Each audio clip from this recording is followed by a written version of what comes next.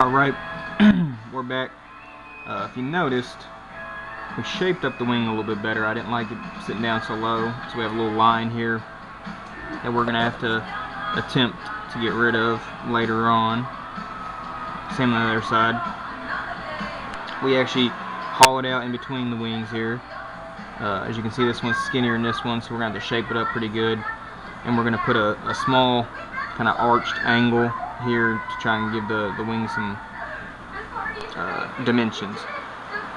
Shaped up the unicorn tip, the horn a little bit more, shaped the face a little bit, but we still got to work on it. But I figured what we can do is we can work on the legs some and actually get those closer to how we want them to look. Oh, by the way, I'd recommend, if you see me, I always do my little doodles on here of kind of what I'm going for as far as the look. I recommend doing it in pencil, not pen like me, because I'm a moron. Because if you don't happen to shave it off or sand it off, it makes for a tough time covering up if you're using light colored paints. And one thing I decided to, because like I said, I always try and add an element of realism to my carvings. We're actually going to use artificial feathers for the wings, and I'm not carving the mane and tail on. We're going to add those with some artificial hair later, just to give it a little element of realism. Normally I like to carve it just in case adding the feathers or hair doesn't work out, but in this case it was easier to not carve the tail and mane on, and we can add it later.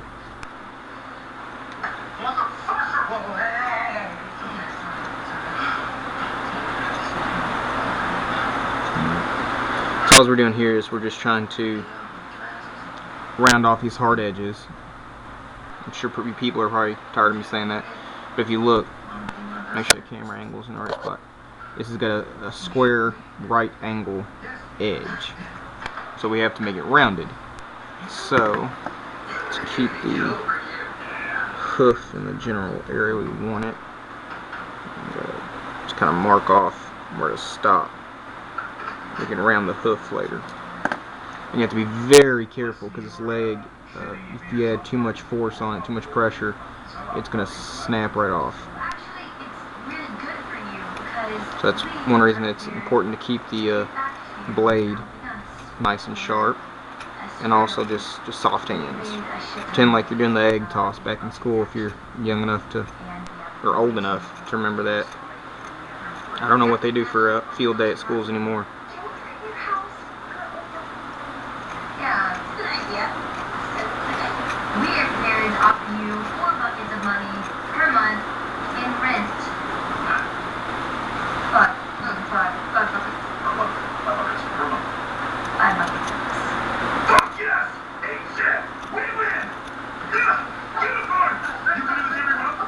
Excuse any background noise you hear. Try and keep this all age friendly kind of videos, and I think might have picked up some of the TV in the background just now. So pardon me if you caught any of that. Like I said, I want to start just having some music in the background, but I don't know any copyright issues that might impose, so I have to look that up before I start it.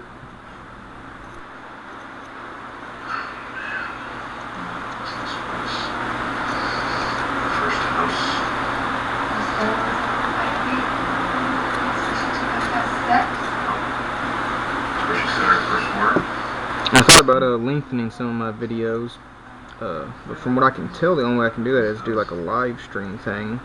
Like I said, I'm not the most technologically advanced person here. I'm not a huge fan of technology. I just started doing these videos as fun, because I figured if I was doing my carvings, there might be people out there who would enjoy seeing how they're made, and maybe help inspire them to try it out. Wood carving isn't as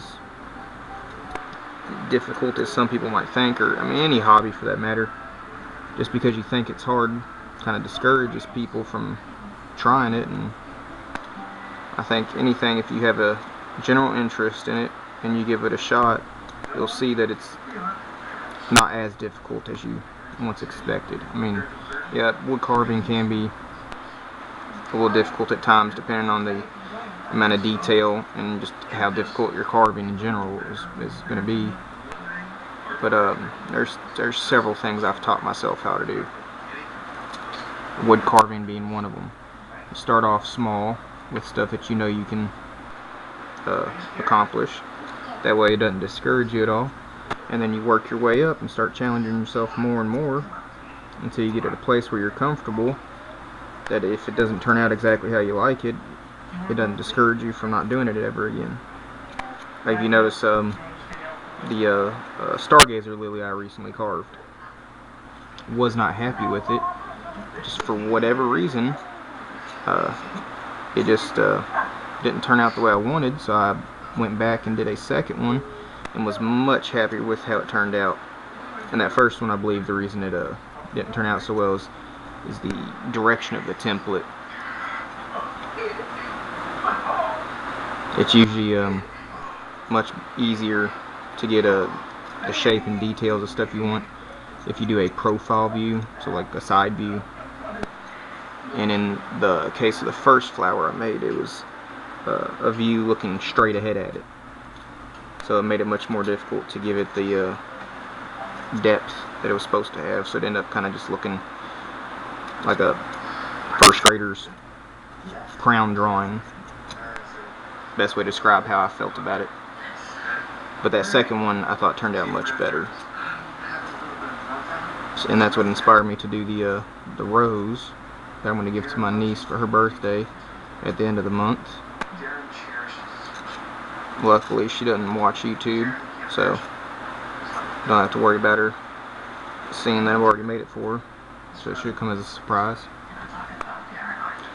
Alright, we're going to keep whittling this down until we get to the size we want.